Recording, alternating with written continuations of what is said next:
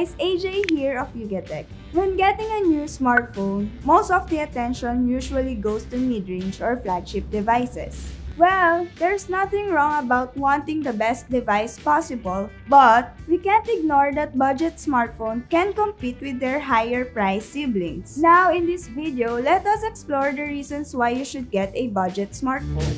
First, low price. The most obvious stuff. One of the biggest reasons why you should buy a budget smartphone is the price, right?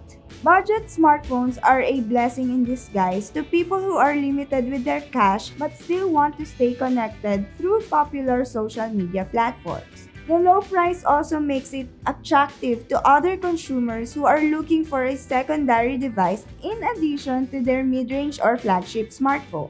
Second, low cost of maintenance or repair. Since budget smartphones don't have expensive hardware, repairing them shouldn't be costly. Also, most budget smartphones replace glass backs with plastic, so it should survive accidental drops with less damage than a smartphone with glass back. We still recommend buying a case and screen protector to keep it from scratches or any external damages. Third, decent performance. Android OS has matured enough that it performs well even if it's a budget smartphone, unlike in previous years. Like mid-range and flagship devices, the budget segment has improved as well and packs chipsets that can perform at the same level as older mid-range chipsets. Add to the fact that they're not pushing as many pixels as higher priced phones do, since they mostly come with a 720p display resolution. Just make sure to pick the right configuration. We recommend getting at least 3GB of RAM so you could at least do some light gaming on it. 4. Good battery life. Since budget smartphones have less battery-consuming features compared to flagship devices, you can expect them to provide a decent to good battery life.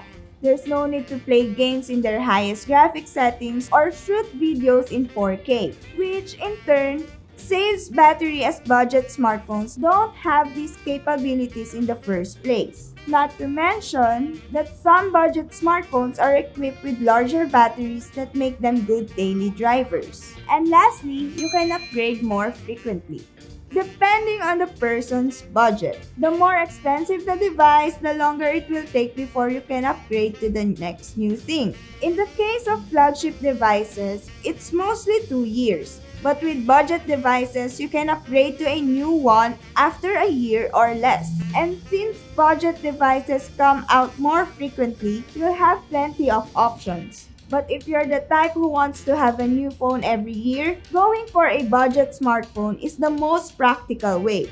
This also ensures you get the latest version of Android, as most of these devices never get OS upgrades. And that's it! What do you think, or what have you experienced owning a budget smartphone? Let us know in the comment section down below. And if you find this video helpful, be sure to leave a like, subscribe to our YouTube channel for more content, hit the bell icon so you don't miss any future uploads, and be sure to visit yugatech.com for the latest tech news and reviews. This has been AJ, and I'll catch you later.